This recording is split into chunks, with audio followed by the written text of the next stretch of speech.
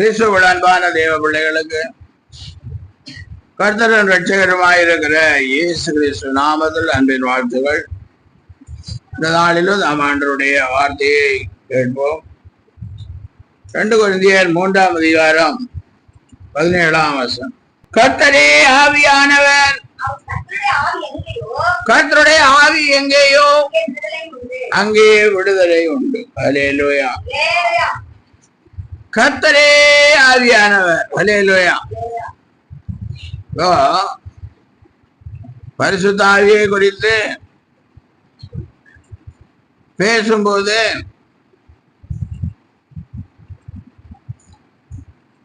கர்த்தர் வேறு, இயேசு வேறு, பரிசுத்த ஆவி வேறு என்று நினைத்துக் கொண்டிருக்கிறோம். அல்லேலூயா.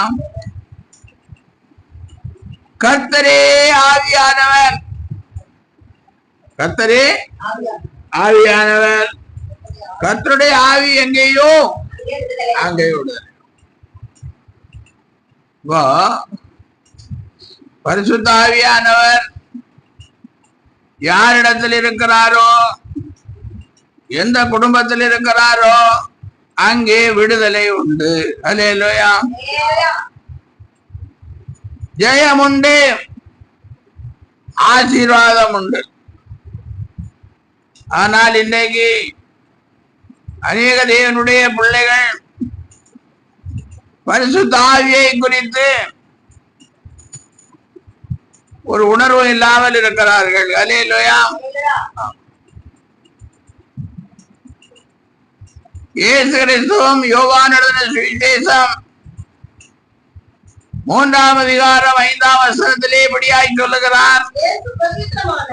இயேசு பிரதியுத்தரமாக, ஒருவன் ஜலத்தினாலும் ஆவியினாலும் பிறவாவிட்டால்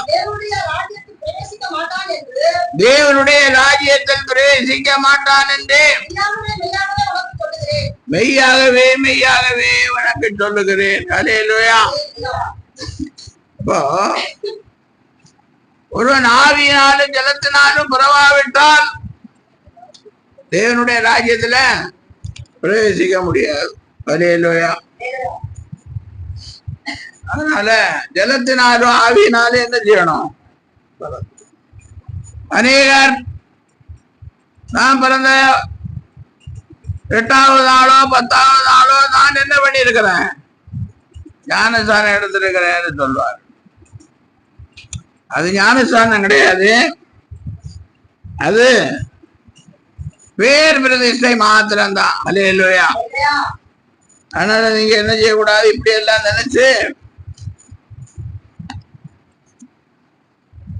நினைச்சு என்ன பண்ணக்கூடாது, சத்தியத்தினால் வருகிற ஆசீர்வாதத்தை இழந்து போக கூடாது.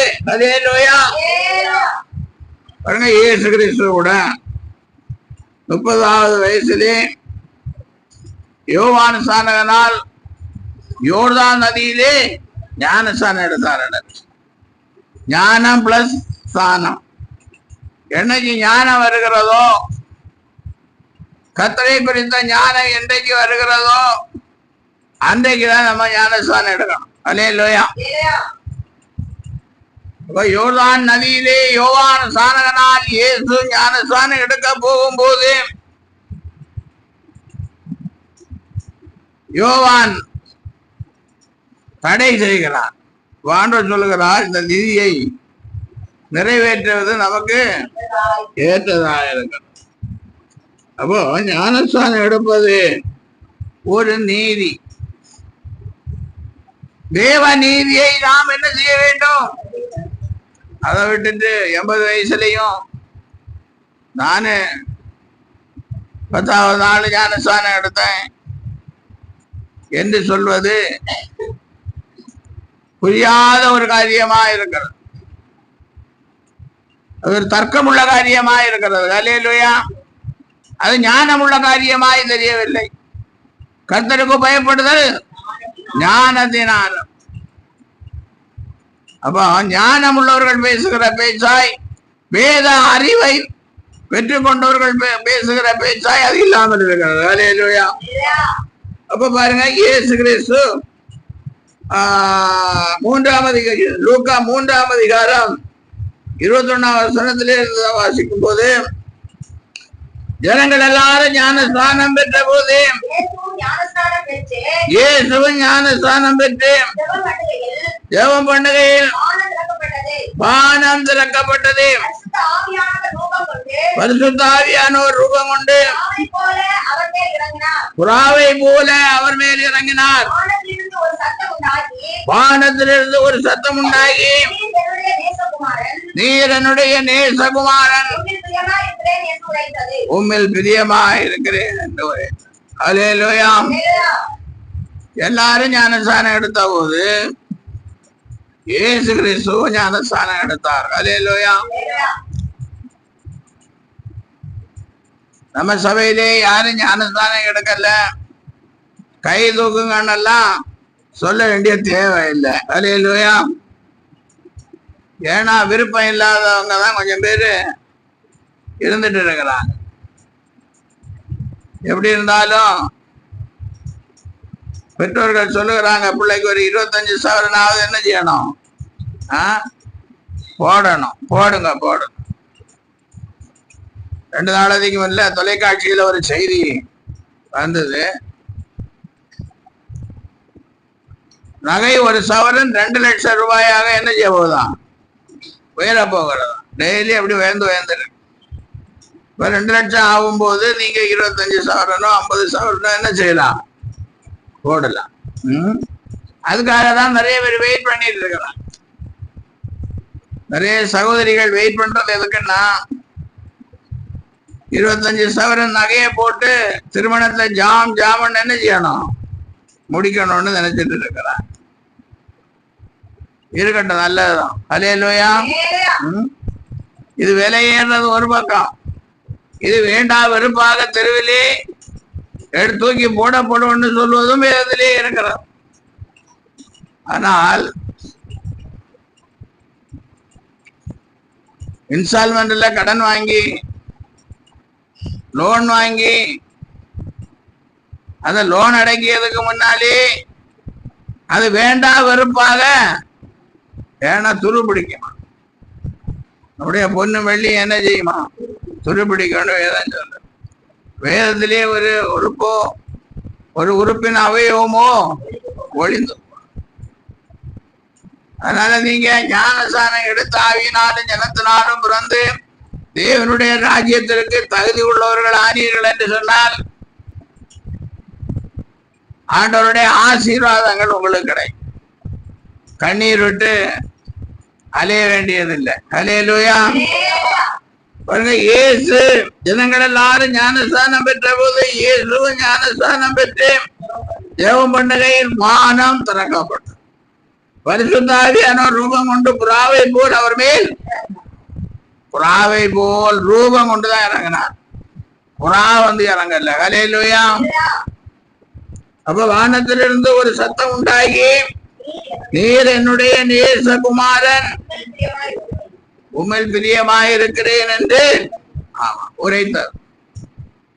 இப்ப வானத்திலிருந்து நீ என்னுடைய நேசகுமாரன், நீ என்னுடைய நேசகுமாரத்தி என்று நம்மை பார்த்து ஒரு சத்தம் வர வேண்டுமானால் நாம் என்ன செய்யணும், ஞானஸ்நானம் எடுத்துட்டு நல்லா ஜெபம் பண்ணணும்.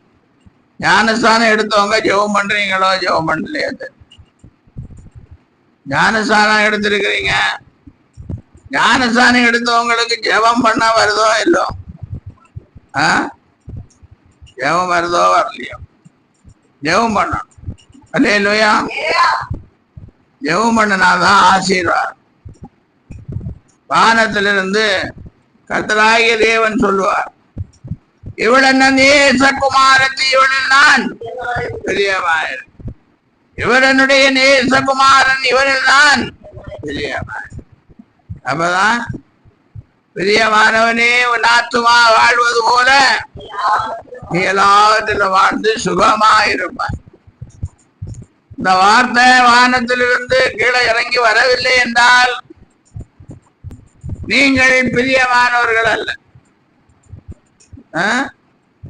பிரியமானவர்கள் தான் சுகமாய் வாழ்வார்கள். அல்லேலூயா.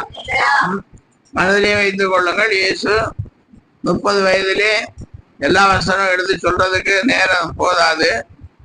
இயேசு 30வது வயதிலே யோர்தான் நதியிலே யோவான் ஸ்நானகனால் ஞானஸ்தானம் எடுத்துக்கொண்டார். அல்லேலூயா.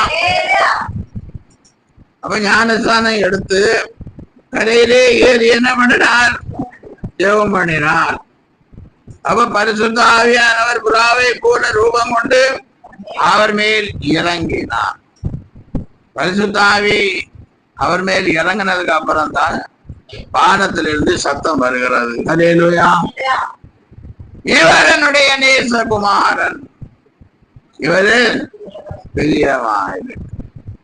கிறிஸ்துவ அன்பானவர்களே, எல்லாரும் கர்த்தராகிய தேவனுக்கு பிரியமானவர்களா இருக்க, ஆண்டவராகிய இயேசு கிறிஸ்துவுக்கு நாம் பிரியமானவர்களா இருக்க வேண்டும். அல்லேலூயா.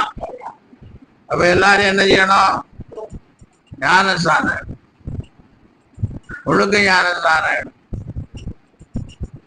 ஒழுக்க ஞானஸ்தானம் எடுத்து அப்புறம் என்ன செய்யணும்?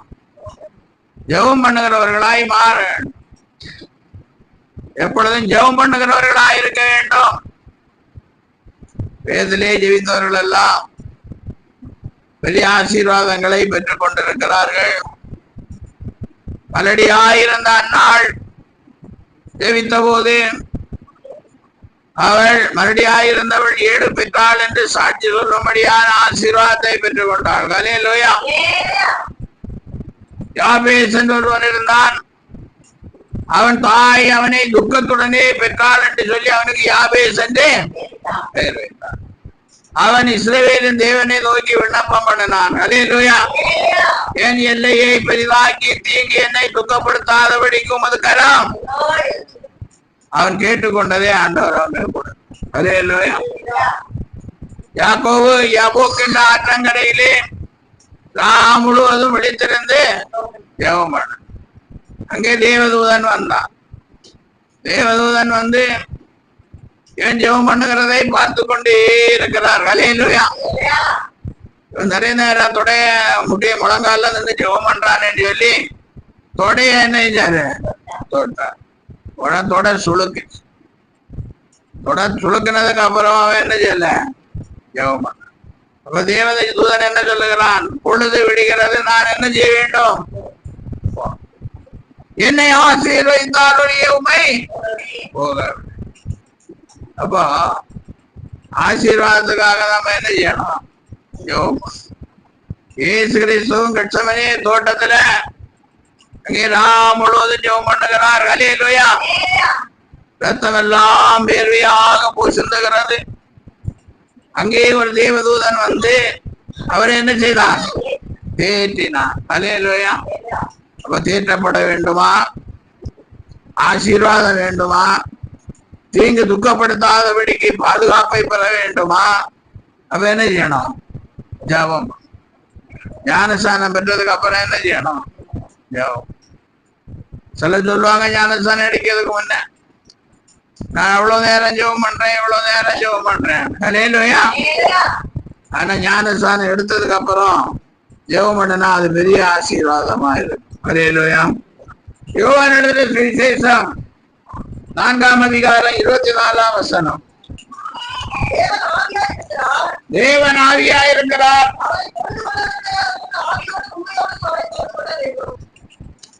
தேவன் ஆவியா இருக்கிறார். அவரை தொழுது கொள்ளுகிறவர்கள் ஆவியோடும் உண்மையோடும் அவரை தொழுது கொள்ள. தேவன் எப்படி இருக்கிறார்? ஆவியாய். அவர் பரிசுத்த ஆவியானவராய் இருக்கிறார். அப்ப அவரை தொழுது கொள்ளுகிற நாம் எப்படி தொழுது கொள்ள வேண்டும்? ஆவியோடும் உண்மையோடும் தொழுது கொள்ள. ஆவியை பெற்றவர்களாய் அவரை தொழுது கொள்ள வேண்டும். அல்லேலூயா. ஆவியை பெற்றவர்களாய் அவரை தொழுது கொள்ள வேண்டும். ஆவியை பெற்றிருக்கிறோமா?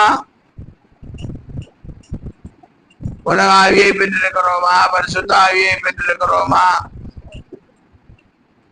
எந்த ஆவியை பெற்றிருக்கிறோம் என்று நீங்களே தான் என்ன செய்ய வேணும்?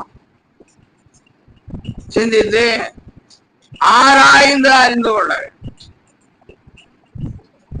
இந்த பரிசுத்த ஆவியானவர்,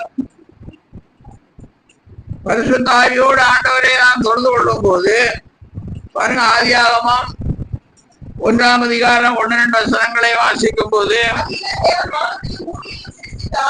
ஆதியிலே தேவன் வானத்தையும் பூமியையும் சரி செய்தார். பாருங்க, ஆதியிலே, அது எவ்வளவு காலம்னு சொல்ல முடியாது. ஆதியிலே தேவன் வானத்தையும் பூமியையும் சரி செய்தார். ஆனா அந்த பூமி எப்படி இருந்ததுன்னு வேதம் சொல்லுகிறது? பூமியானது ஒழுங்கின்மையும் பெருமையுமாயிருந்தது. ஆழத்தின் மேல் இருள் இருந்தது. தேவ ஆவியானவர் ஜலத்தின் மேல் அசைவாடி கொண்டது. பூமியானது எப்படி இருந்தது? ஒரு ஒழுங்கும் இல்லாம இருந்தது. அதுக்கப்புறம் நீங்க தொடர்ந்து வாசித்தீங்கன்னா, அந்த பரிசுத்த ஆவியானவர் 1ஆம் நாள் என்ன செய்தார், 2ஆம் நாள் என்ன செய்தார், 3ஆம் நாள் என்ன செய்தார், அப்படி செய்து பூமியை என்ன செய்கிறார்? ஒழுங்குபடும். அப்போ ஒழுங்கில்லாத இடத்திலும் கூட ஆவியானவர் அங்க என்ன பண்ணிட்டு இருந்தாரு? அசைவாடி கொண்டிருந்தார். அல்லேலூயா.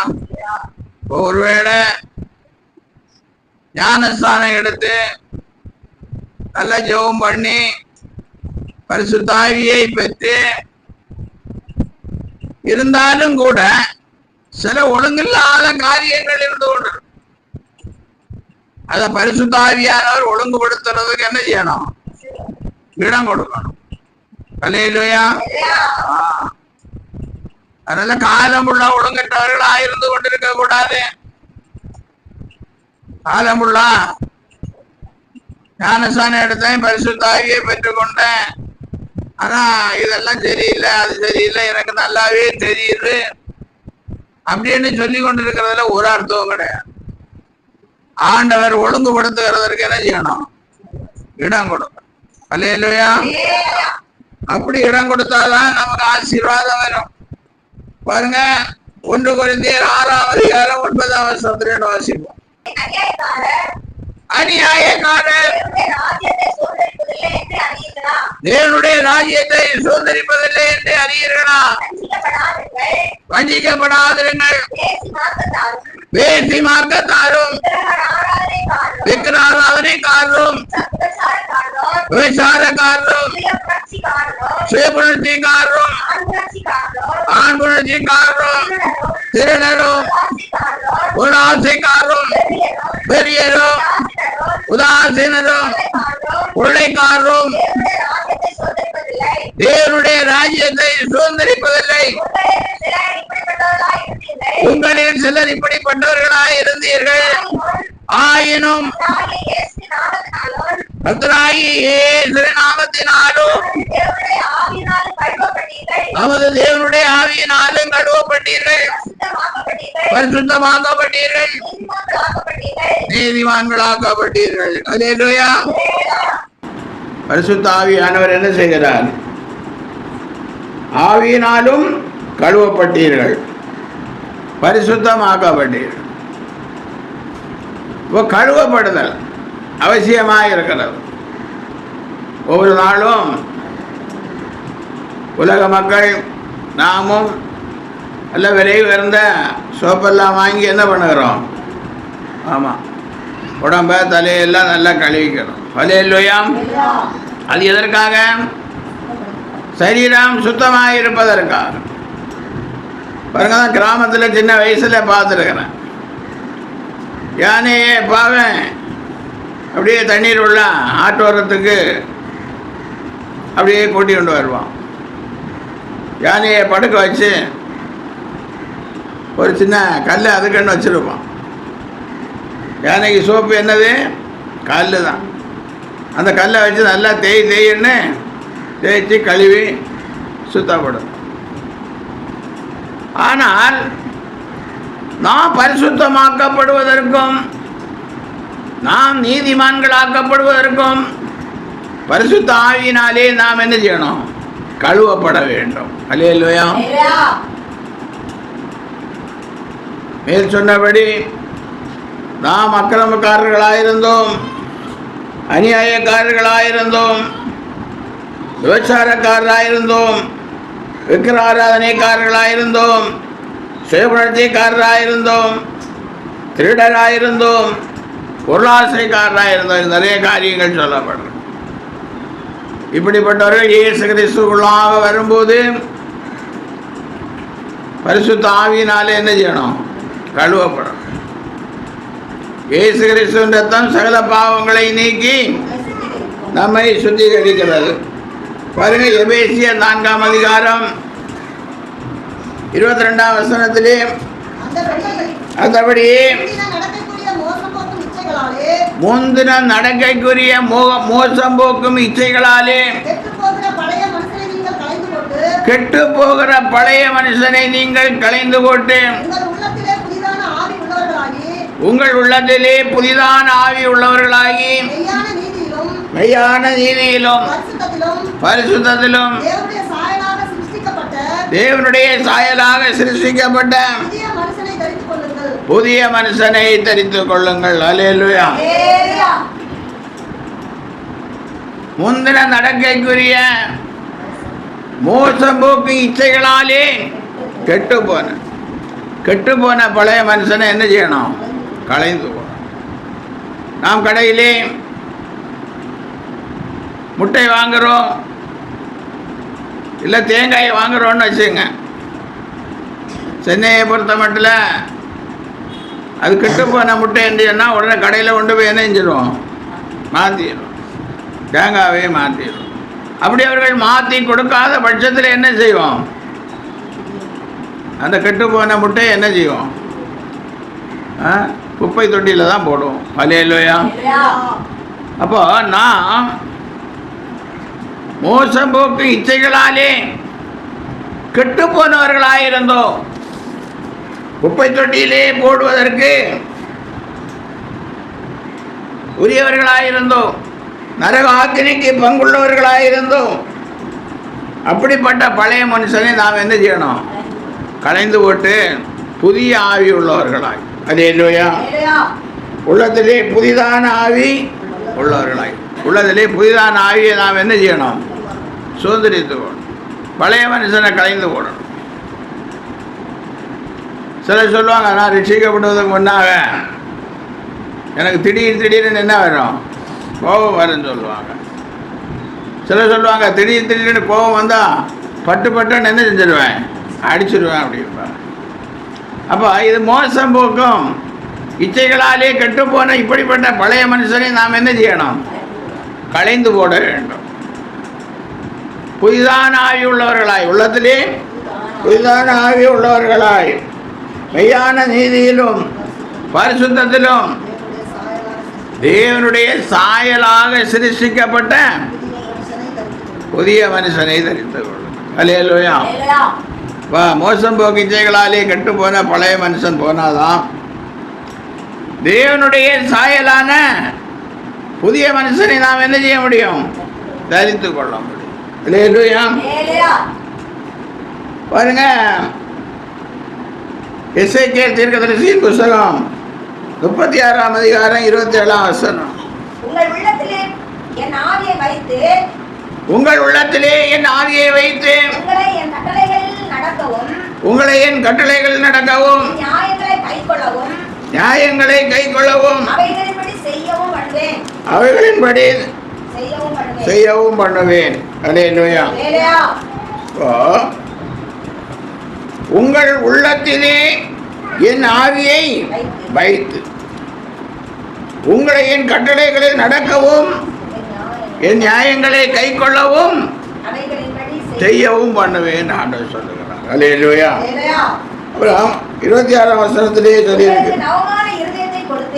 உங்களுக்கு நவமான இருதயத்தை கொடுத்து உங்கள் உள்ளத்திலே புதிதான ஆவியை கட்டளையிட்டு. ஆமா, கல்லான இருதயத்தை உங்கள் மாம்சத்திலிருந்து எடுத்து போடும். கல்லான இருதயம் தேவனுடைய பிள்ளைகளுக்கு கூட சில நேரங்களில் என்ன இருதயம் இருக்கும்? கல்லான இருதயம். யார் என்ன சொன்னாலும் கீழ்ப்படிய மாட்டாங்க. போதகர் சொன்னாலும் கீழ்ப்படிய மாட்டாங்க. குடும்பத்தில் யார் சொன்னாலும் கீழ்ப்படிய மாட்டாங்க. கல்லான இருதயம். அதாங்க ஆண்டவர் சொல்லு, கல்லான இருதயத்தை உங்கள் மாம்சத்திலிருந்து எடுத்து போட்டு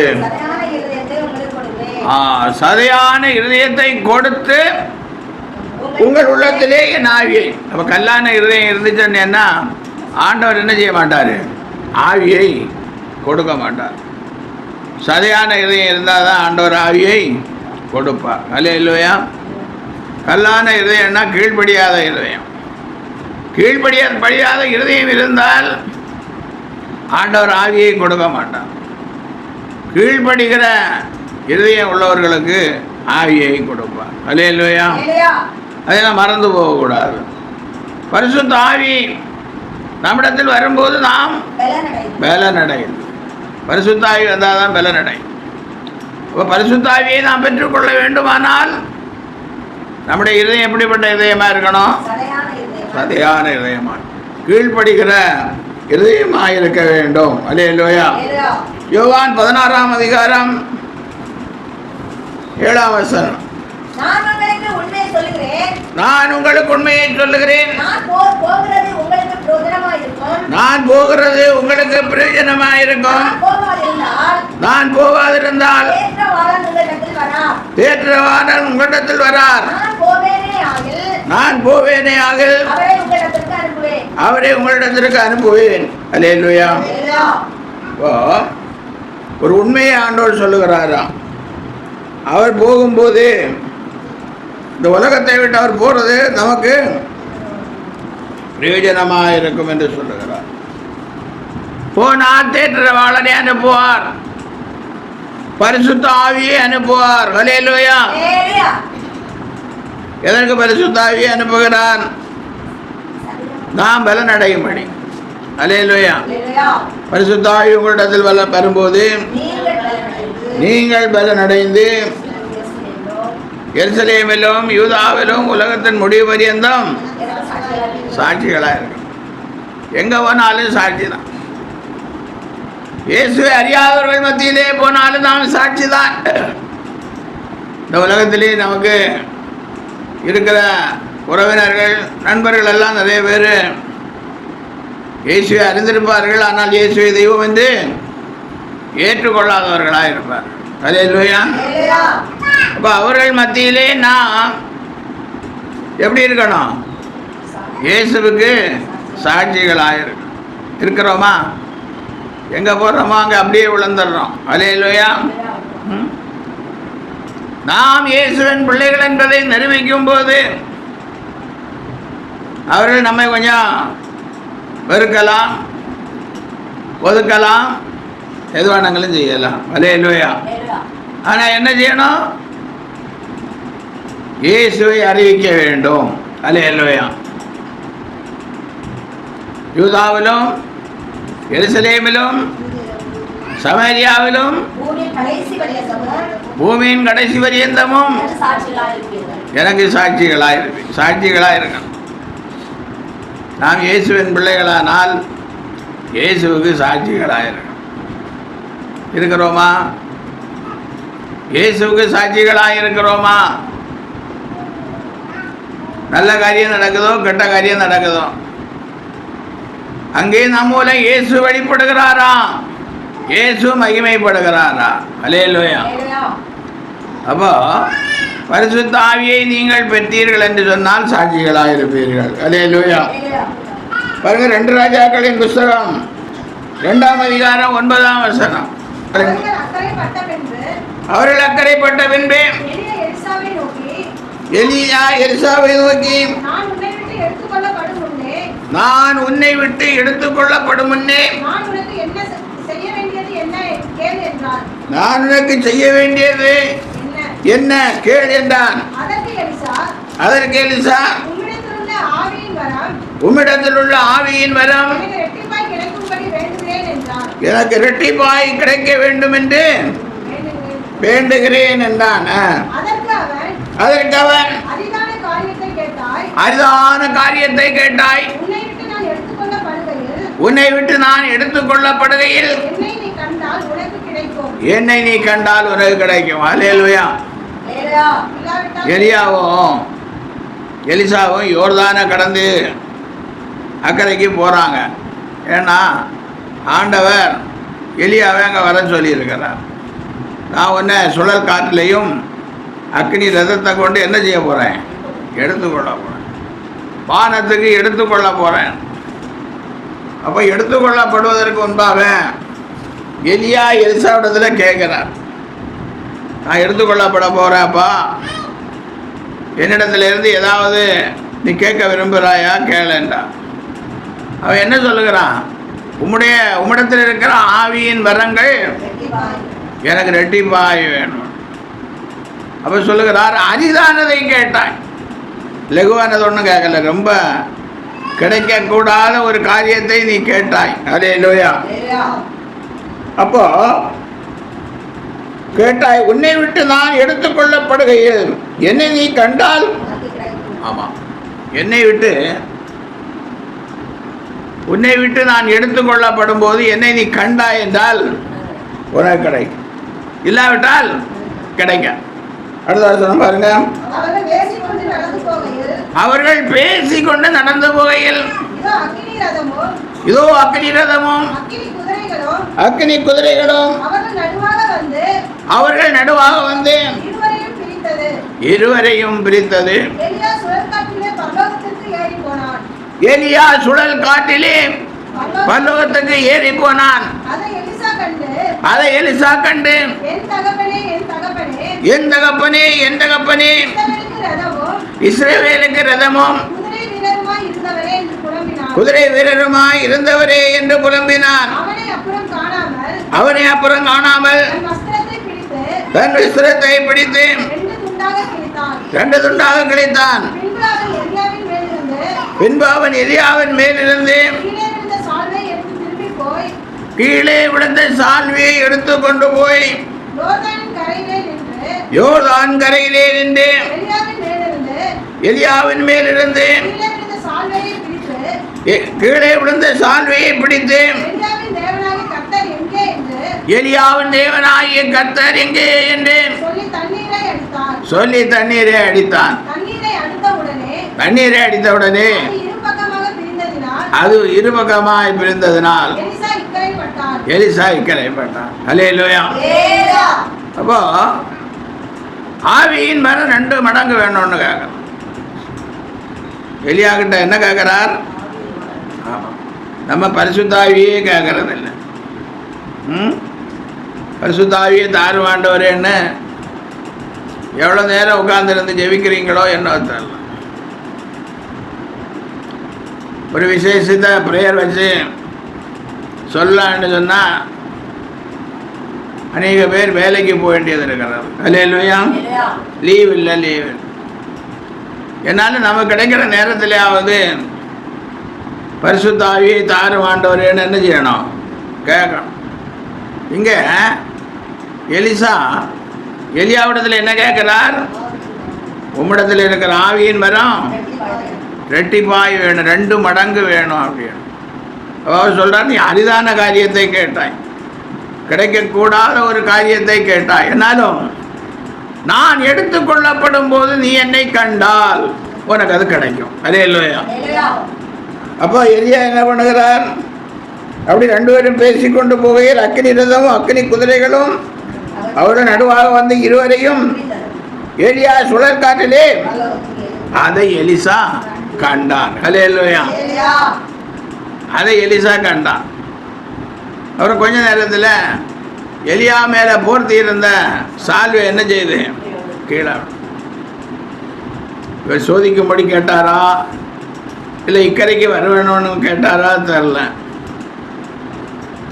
யோர்தான் நதி பக்கத்தில் வந்து சால்வையை எடுத்து என்ன சொல்லி அடிக்கிறார்? எலியாவின் தேவன் எங்கே என்று கேட்டு அடிக்கிறார். யோர்தான் 2ஆக பிரிகிறார். இவர் மறுபக்கத்தில் அக்கறைக்கு வெட்டாந்தரையிலே நடந்து போகிறார். அல்லேலூயா. அப்போ நான் போவேன் ஆகில் தேற்றவாளனை உங்களிடத்துக்கு அனுப்புவேன். அவர் வந்து பாவத்தை குறித்தும் நீதியை குறித்தும் நியாய தீர்ப்பை குறித்தும் கண்டித்து உணர்த்தும். அதை ஏற்றுக்கொள்ளுகிற ஒவ்வொருவருத்தருக்கும் தம்முடைய ஆவியை அருள்வார். அல்லேலூயா. அடுத்தபடியாக பார்க்கும்போது பாருங்க, தானியேல் 5ஆம் அதிகாரம் 12ஆம் வசனம். ராஜாவினால் பெல்ஷத்சார் என்னும் பெயரிடப்பட்ட அந்த தானியேலுக்குள் சொப்பனங்களை வியாக்கியானம் பண்ணுகிறதும் புதை பொருளை வெளிப்படுத்துகிறதும் கருக்கலானவைகளை தெரிவிக்கிறதுமான அறிவும் புத்தியும் விசேஷித்த ஆவியும் உண்டென்று காணப்பட்டது. இப்பொழுதும் தானியேல் அழைக்கப்படட்டும், அவன் அர்த்தத்தை வெளிப்படுத்துவான் என்றான். அல்லேலூயா. தானியேல் கிட்ட ஒரு விசேஷித்த ஆவி இருந்தது. எந்த ஒரு காரியத்தை குறித்து விசாரித்தாலும் அவன் அர்த்தத்தை சொல்லிடுவான். அல்லேலூயா. நம்ம கூட அப்படி தானே, அநேக சகோதரிகள் சகோதரர்களெல்லாம் ஏதாவது ஒரு சொப்பனம் கண்டா இதுக்கு அர்த்தம் என்னன்னு பாஸ்டர்கிட்ட கேட்பாங்க. அல்லேலூயா. ஆனால் சில நேரங்களில் பாஸ்டர் ஏதாவது ஒன்று சொல்லி மழுப்பி விட்டுருவார். அல்லேலூயா. ஆனால் சில நேரங்களில் பாஸ்டருக்கே தெரியாது. ஆனால் தானியேலுக்குள் விசேஷித்த ஆவி இருந்ததினால் அவன் அதை விளங்கி சொல்வதற்கு அவனால் முடியும். அல்லேலூயா. பாருங்க 24வது வசனம். அப்பொழுது அந்த கையுறுப்பு அவரால் அனுப்பப்பட்டு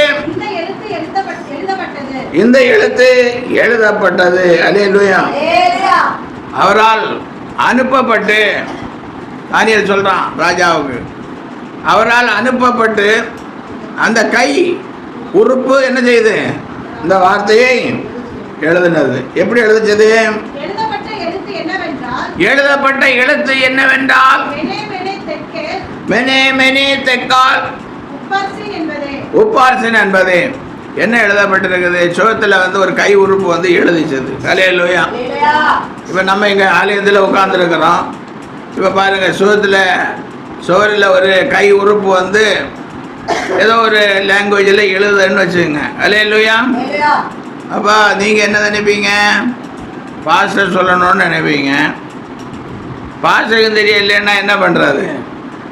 யாரையாவது கூப்பிட்டு, பெரிய ஊழியக்காரங்களை கூப்பிட்டு கேட்டு அறிஞ்சு கொள்ளணும்னு தானே விரும்புவோம். அப்படி தான் இங்கே இந்த ராஜா கேட்குறான். தானியேல் தான் சொல்ல முடியும்னு அங்கே இருக்கிற ஜனங்கள் சொல்லுகிறார்கள். ஏன்னா அவனிடத்தில் அந்த ஆவி இருக்கிறது. அப்பொழுது கூப்பிட்டது அவன் என்ன சொல்கிறான்? எழுதப்பட்ட எழுத்து என்னவென்றால் மெனே மெனே தெக்கேல் உப்பார்சின் என்பது. இந்த வசனத்தின் அர்த்தமாவது மெனே என்பதற்கு தேவன் ஒன்று ராஜ்யத்தை மட்டிட்டு, மெனே என்றால் ஒரு ராஜ்யத்தை மட்டுப்படுத்திட்டாரு. மட்டுப்படுத்தி இப்போ என்ன பண்ணுறாரு? ஆமாம், உனக்கு ராஜ்யத்துக்கு முடிவு உண்டாக போகிறது. அப்புறம் தெக்கேல் என்பதற்கு நீ தராசிலே நெருக்கப்பட்டு குறையை காணப்பட்டாய் என்றும், பிரேஸ் என்பதற்கு உன் ராஜ்யம் பிரிக்கப்பட்டு மேதியருக்கும் பெருசியருக்கும் கொடுக்கப்பட்டது என்றும் அர்த்தமா. மெனே என்றால் உன் ராஜ்யத்தை தேவன் என்ன செஞ்சிருக்காரு? மட்டிட்டு அதற்கு முடிவு உண்டாங்க. அப்போ பெல்ஷாத்சார் என்ற ராஜாவுக்கு ராஜ்யம் என்ன செய்ய போகிறது? முடிவுட போகிறது. அப்புறம் தெக்கேல் என்பதற்கு நீ ஏன் முடிவுண்டாக்கப்படுகிறது என்றால் நீ தராசிலே நெருக்கப்பட்டு குறைவை காணப்பட்டாய். அல்லேலூயா. இப்போ பாருங்கள், நீதிமன்றத்தில் எல்லாம் ஒரு தராசு கண்ணை கட்டிட்டு ஒரு தராசு பிடிச்சிருக்கிற ஒரு நீதி தேவதைன்னு சொல்லுவாங்க, அங்கே வச்சுருப்பாங்க. அல்லேலூயா. அப்போ அந்தபடி பார்க்கும்போது இங்கே இந்த பெல்ஷாத்சார் என்ற ராஜாவை ஆண்டவர் நிறுத்து பார்த்தபோது குறைவே காணப்பட்டான். அல்லேலூயா. பிரேஸ் என்பதற்கு ராஜ்யம் பிரிக்கப்பட்டு மேதியருக்கும் பெர்சியருக்கும் கொடுக்கப்பட்டது என்றும் அர்த்தமா என்றான்.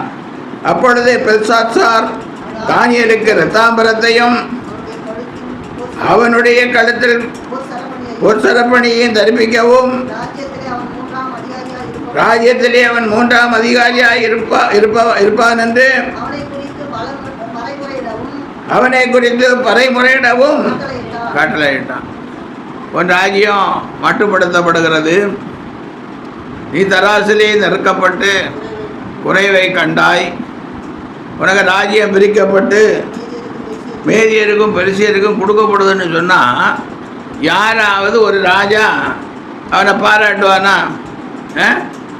ஆனால் இந்த உண்மையை தெரிஞ்ச உடனே பெல்சாத்சார் என்ற ராஜா தானியேலை என்ன செய்கிறான்? கனம் பண்ணுகிறான். அல்லேலூயா. தானியேலுக்கு இரத்தாம்பரத்தையும் அவனுடைய கழுத்தில் ஒரு சரப்பணியை தரிப்பிக்கவும், ஆமாம், ராஜ்யத்திலேயே அவன் 3ஆம் அதிகாரியாக இருப்பான் என்று எங்கும் பறையிடுங்கடா, எங்கும் போய் சொல்லுங்க அப்படின்னு சொல்லுகிறான். அன்று ராத்திரியே கதேரின் ராஜாவாகிய பெல்சாத்சார் கொலை செய்யப்பட்டான். அப்போ பாருங்க, தேவனுடைய ஆவி நம்மிடத்தில் கிரியை செய்யணும்னா ராஜாவுக்கு முன்னே ஆனாலும் சரி நம்ம எப்படி இருக்கணும்?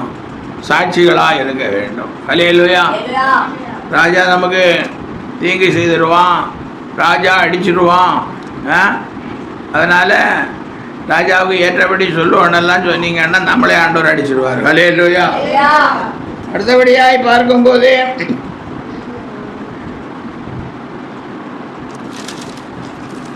ஆதியாகமம்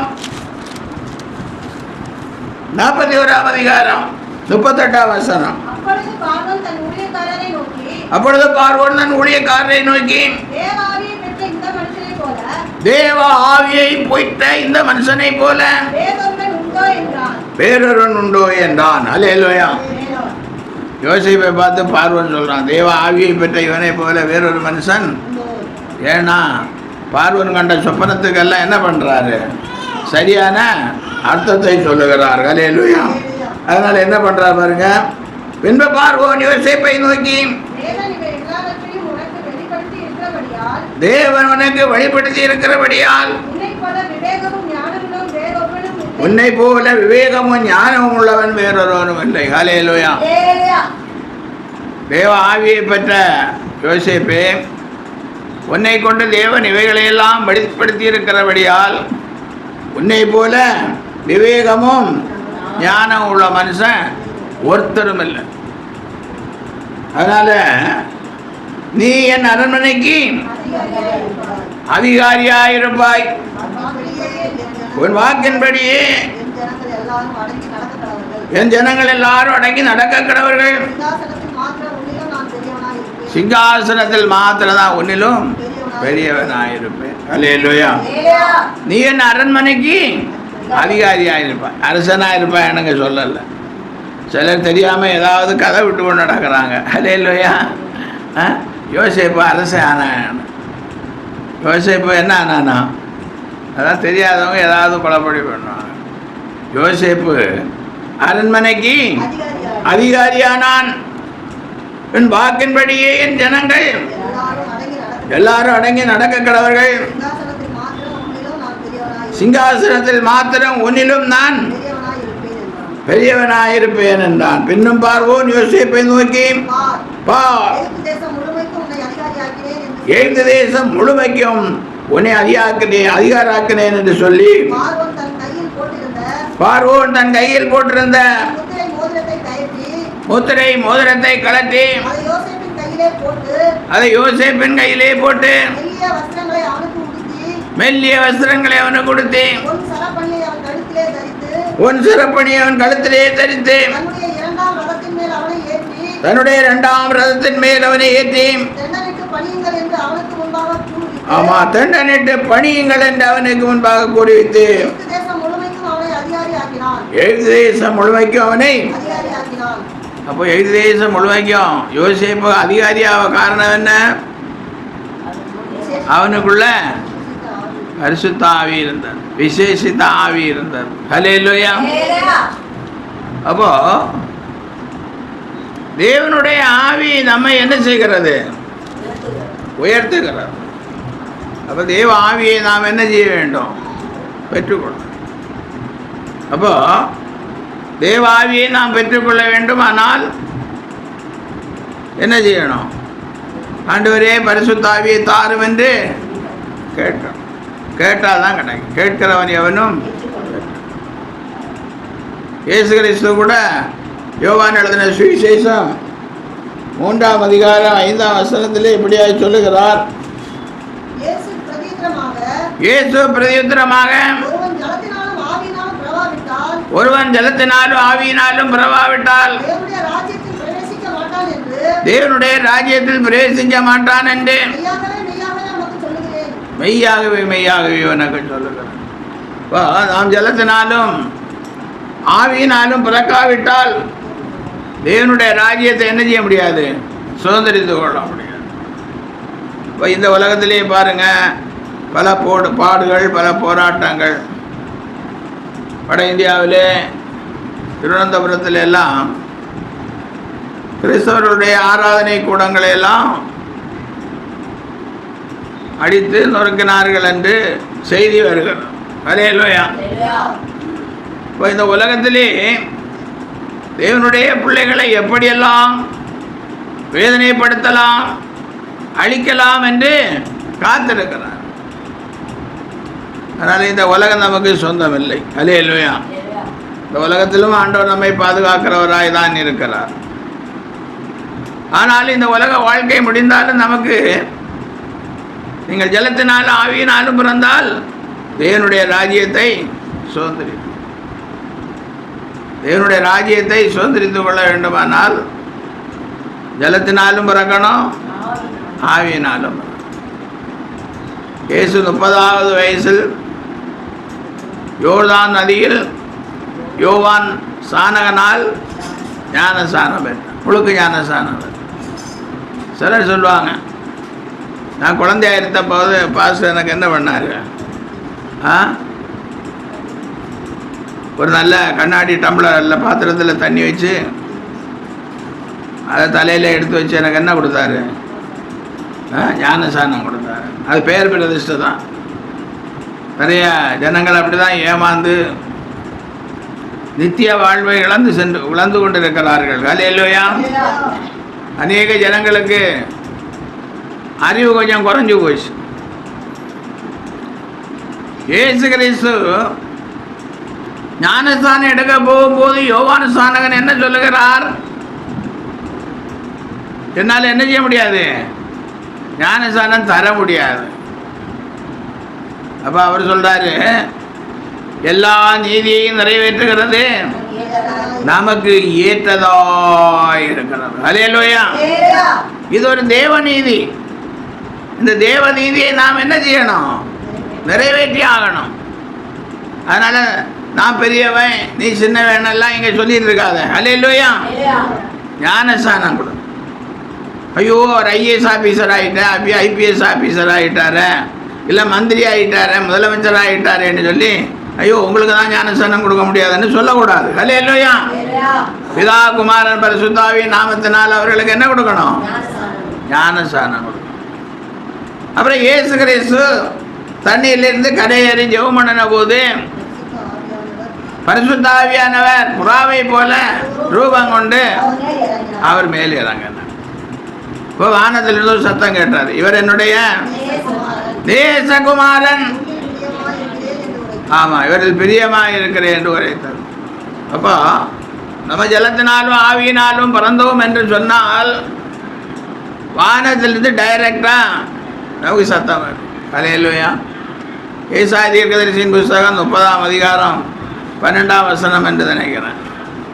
வலதுபுறம் இடதுபுறம் சாயும் போது இதுவே வழி, இதிலே நடவுங்கள். ஆமா, உங்களுக்கு பின்னாலே சொல்லுகிற வார்த்தை உங்கள் காதுகளில் கேட்கும். ஹல்லேலூயா. ஜலத்தினாலும் ஆவியினாலும் பிறந்தாச்சுன்னா ஆண்டவர் பேசுகிற சத்தம் நமக்கு. சில நேரங்களிலே நாம் இடம் வாங்குகிறோம், சில நேரங்களிலே வீடு கட்டுகிறோம். நம்மகிட்ட என்ன இல்லை, அதுக்குரிய பணம் இல்லை. அதனால் என்ன வாங்குகிறோம்? லோன் வாங்குகிறோம். அப்போ தான் ஜெபம் பண்ணேன், இதான் தேவசித்தம்னு நம்மளே என்ன செய்கிறது? முடிவு எடுத்துக்கிறோம். இது தேவசித்தம், அதனால் நான் வாங்குகிறேன் அப்படின்னு சொல்லி. சரி, நிறைய பேர் லோன் பண்ணுறாங்க. லோன் வாங்கி என்ன பண்ணுறாங்க? லோன் பண்ணுறாங்க.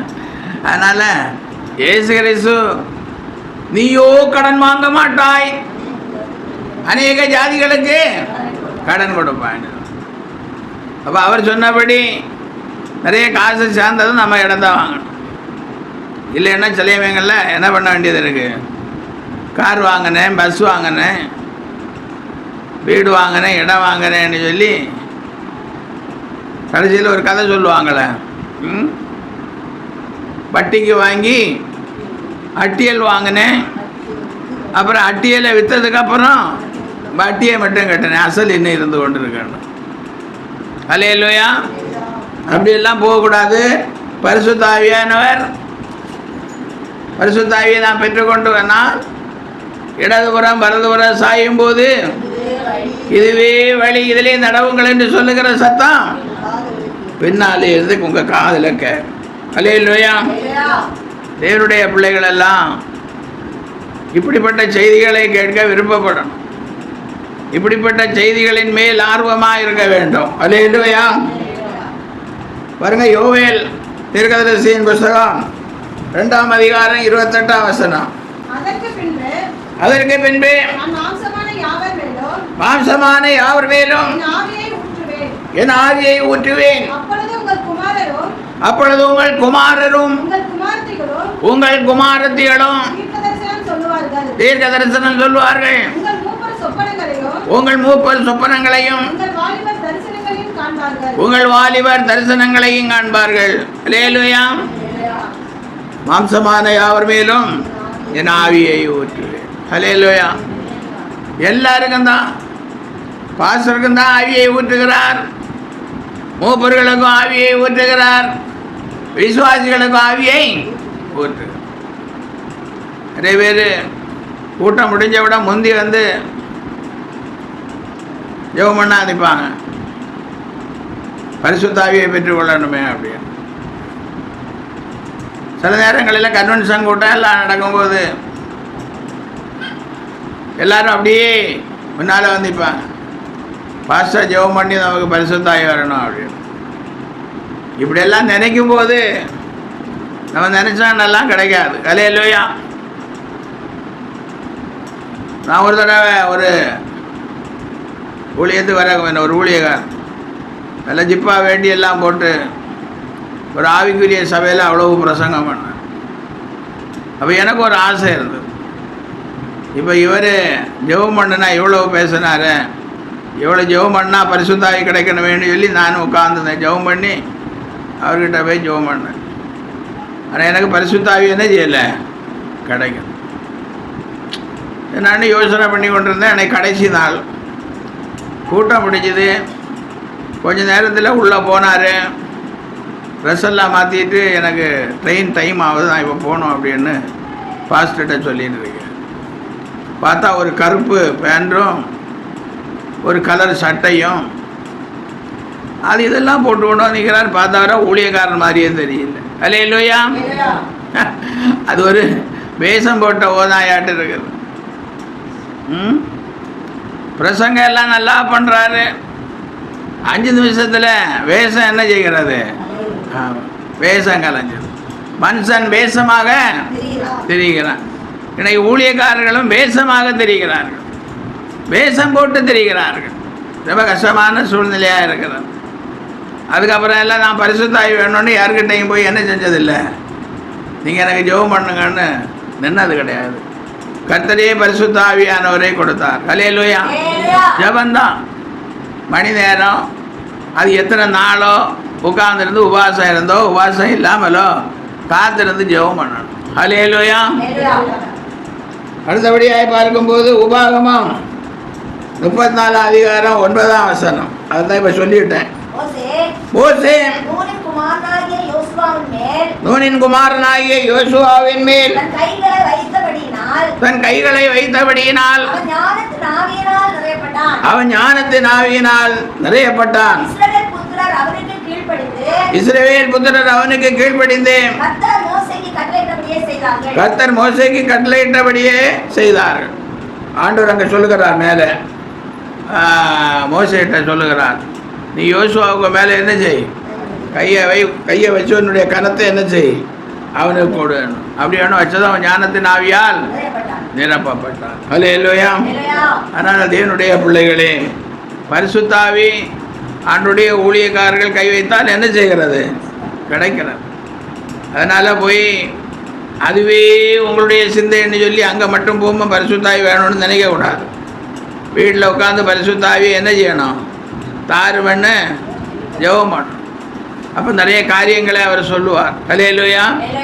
அவர் நம்மை பரிசுத்த ஆவியினால் என்ன செய்வார், முதல்ல கழுவி நம்மை பரிசுத்தமாக்கி நம்மை நீதிமான்களாக்குவார். ஹல்லேலூயா. பாருங்க, அடுத்தபடி பாருங்க, ரோமர் 8ஆம் அதிகாரம் 14ஆம் வசனம். ரோமர் 8ஆம் அதிகாரம் 14ஆம் வசனம். மேலும் எவர்கள் தேவனுடைய ஆவியினாலே நடத்தப்படுகிறார்களோ அவர்கள் தேவனுடைய எவர்கள் தேவனுடைய ஆவியினாலே நடத்தப்படுகிறீர்களோ, உங்க விருப்பத்தின்படி இல்லாம தேவனுடைய ஆவியின்படி எவர்கள் நடத்தப்படுகிறார்களோ, அல்லேலூயா, அவர்கள் தேவனுடைய புத்திரராக இருக்கிறார்கள். கலாத்தியர் 4ஆம் அதிகாரம் 6ஆம் வசனம். கலாத்தியர், மேலும் நீங்கள் புத்திரராய் இருக்கிறபடியினால் அப்பா பிதாவே என்று கூப்பிடத்தக்கதாக தேவன் தம்முடைய குமாரனுடைய ஆவியை உங்கள் இதயங்களில் அனுப்பினார். அல்லேலூயா. அப்ப தேவனுடைய ஆவி வந்துச்சுன்னா என்ன பண்ணுவீங்க, அப்பா பிதாவே பரிசுத்த ஆவியானவரேன்னு கூப்பிடுவீங்க. அல்லேலூயா. ஜபத்தில் அப்பா பிதாவேன்னு சொல்லுவீங்க. இல்லைன்னா ஜெபம் பண்ண கொண்டும் தெரியாது. இப்படி நிறைய வருடங்களுக்கு முன்னாடி நடந்தால் ஒரு கதை சொல்லுவாங்க. ஒரு ஊழியக்காரர் இடமாத்தலாகி அவருடைய மச்சான் இருந்த சபைக்கு போனாராம். அல்லேலூயா. அப்பா ஊழியக்காரர் நினச்சாராம், நம்ம புதுசாக வந்திருக்கிறோம், நம்ம மச்சானை கனப்படுத்தணும்னு சொல்லி அவருக்கு பேரை சொல்லி, நீங்கள் இப்பொழுது அவர் ஜான்சன் அவர்கள் என்ன செய்வார், ஜெபம் பண்ணுவார் அப்படின்னு சொன்னார். அப்போ திடீரென அவர் எழுப்பி நின்று ஜெபம் பண்ண தெரியாது மச்சானே ஆமே நின்னாராம். அல்லேலூயா. ஜெபம் பண்ண ஆமாம், நிறைய பேருக்கு அந்த நிலைமை இப்போ அப்படிதான். இப்போ நம்ம சபையில் ஜெபம் பண்ண சொன்னால் இப்படி தான் சொல்லுவாங்க, ஜெபம் பண்ண தெரியாது பாஸ்டர் ஆமேன்னு. அல்லேலூயா. இனி அடுத்த வருஷத்தில் அப்படி தான், யார் அதிகம் ஜெபம் பண்ணுறாங்களோ அவங்களுக்கு ஒரு ப்ரைஸ் வச்சுருக்கிறேன். அல்லேலூயா. அதிகம் ஜெபம் பண்ணுறோம் சொல்லி இல்லை, நீங்களே பண்ணிக்கலாம். அல்லேலூயா. ஜெப நேரத்தில் தான் பண்ணணும், மற்ற நேரங்களெல்லாம் கிடையாது. ஜெபம் பண்ண தெரியாது பாஸ்டரே ஆமேனெல்லாம் சொல்லக்கூடாது. அல்லேலூயா. பாருங்க, வெளிப்படுத்தின விசேஷம் 2ஆம் அதிகாரம் 7ஆம் வசனம். ஆவியானவர் சபைகளுக்கு சொல்லுகிறதை காதுள்ளவன் கேட்க கடவன். ஜெயம் கொள்ளுகிறவன் எவனோ அவனுக்கு தேவனுடைய பரதேசின் மத்தியில் இருக்கிற ஜீவ விருட்சத்தின் கனியை புசிய கொடுப்பேன் என்று எழுது. அல்லேலூயா. ஆவியானவர் சபைகளுக்கு சொல்லுகிறதை, ஆமா, இந்த செய்தி இங்கே சொல்லுகிறோம், இது யூடியூப் வழியாய் போகிறது. காது இருந்தா என்ன செய்யுங்க, கேளுங்க. காது இல்லைன்னா விட்டுருங்க. ஆனால் கேட்டீங்கன்னா, ஜெயம் கொள்ளுகிறவன் எவனோ அவனுக்கு தேவனுடைய பரதேசின் மத்தியில் இருக்கிற ஜீவ விருட்சத்தின் கனியை புசிக்க கொடுப்பேன். அல்லேலூயா. ஆதியாகமம் 3:24 வாசிங்க. ஆதியாகமம் 3. அவர் மனுஷனை பிசாசனை துரத்தி விட்டு ஜீவ விருஷத்திற்கு போகும் வழியை காவல் செய்ய ஏதேன் தோட்டத்திற்கு கிழக்கே கேருபீன்களையும் வீசிக் கொண்டிருக்கிற சுடரொளி பட்டயத்தையும் வைத்தார். ஹல்லேலூயா. மனுஷன் என்ன செஞ்சார்? ஏதேன் தோட்டத்தில் அவன் ஜீவ விஷம், அவன் நன்மை தீமை அறியத்தக்க விருஷத்தின் கனியை புசித்தான். இனி அவன் ஜீவ விருஷத்தின் கனியையும் புசித்தான். ஒரு நாளும் சாகாம என்னைக்கும் இந்த பாவிகள் உயிரோடு இருந்தால் என்ன நடக்கும்? ஹல்லேலூயா. அப்படின்னு சொல்லி அவங்கள துரத்தி விட்டாரு. துரத்தி விட்டு என்ன செய்யறாரு? ஜீவ விருஷத்தின் போகும் வழியை காவல் செய்வதற்கு கேருபீன்களையும் வீசி கொண்டிருக்கிற சுடரொளி பட்டயத்தையும் வைத்தார். ஹல்லேலூயா. அப்போ இப்ப சபைக்கு சொல்லுகிற ஆவிக்குரிய வசனங்களை கேட்டு கீழ்ப்படுத்தீங்கன்னா அந்த ஜீவ விருஷத்தின் கனியை நீங்க என்ன செய்யலாம்? தாராளமா புசிக்கலாம். ஒன்னொன்னா எடுத்து என்ன செய்யலாம்? புசிக்கலாம். ஹல்லேலூயா. ஜீவ விருஷத்தின் கனியை, ஆதாம் இழந்து போன அந்த ஜீவ விருஷத்தின் கனியை நம்ம புசிக்கணும்னு என்ன செய்யணும்? ஆவியான ஒரு சபைக்கு சொல்லுகிறதை காதை கொடுத்து கேளுங்க. ஹல்லேலூயா. இப்படி காதை கொடுத்து கேட்டால் நிச்சயமாக ஆண்டவர் உங்களை என்ன செய்வார்? ஆசீர்வதிப்பார். ஹல்லேலூயா. ஹல்லேலூயா.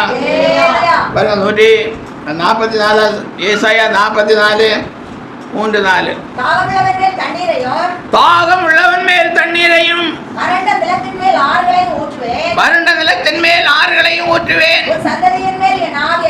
உன் சந்ததியின் மேல் என் ஆவியையும் உன் சந்தானத்தின் மேல் என் ஆசீர்வாதத்தையும் ஊற்றுவேன்.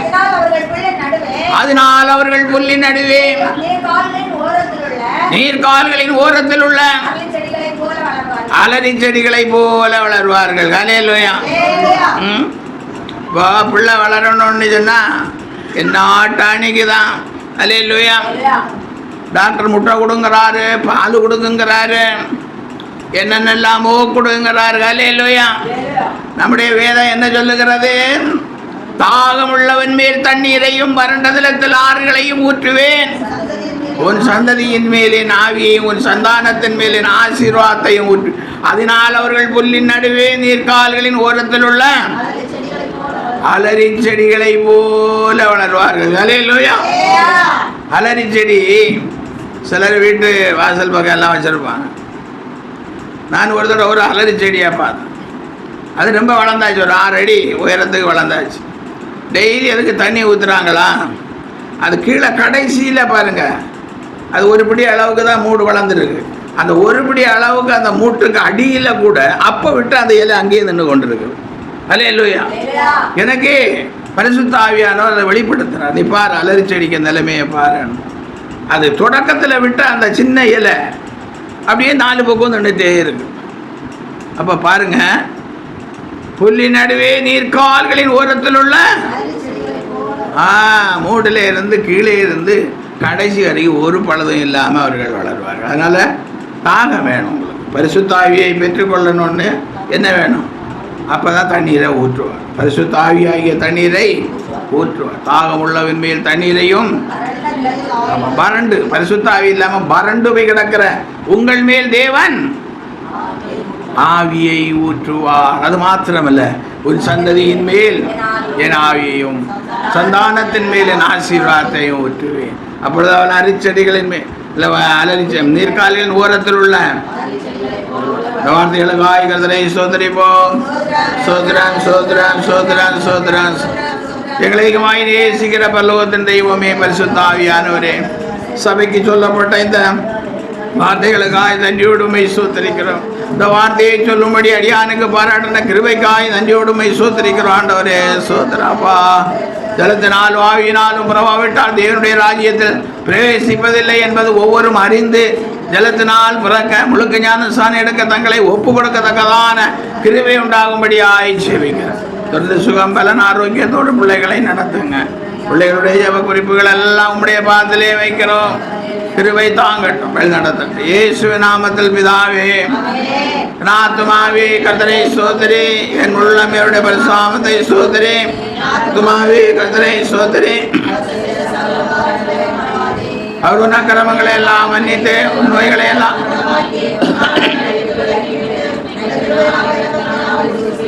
நன்மையினால் உன் வாயை திருப்தியாக்குகிறார்.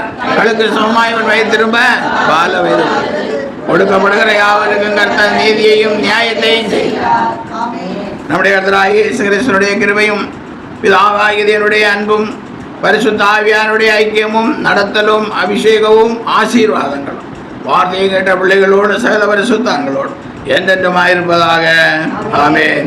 மாட்டிமிகும் நாட்டில் வாசம் செய்திட மாசிறந்த வீடனக்காய் ஆயத்தமாக.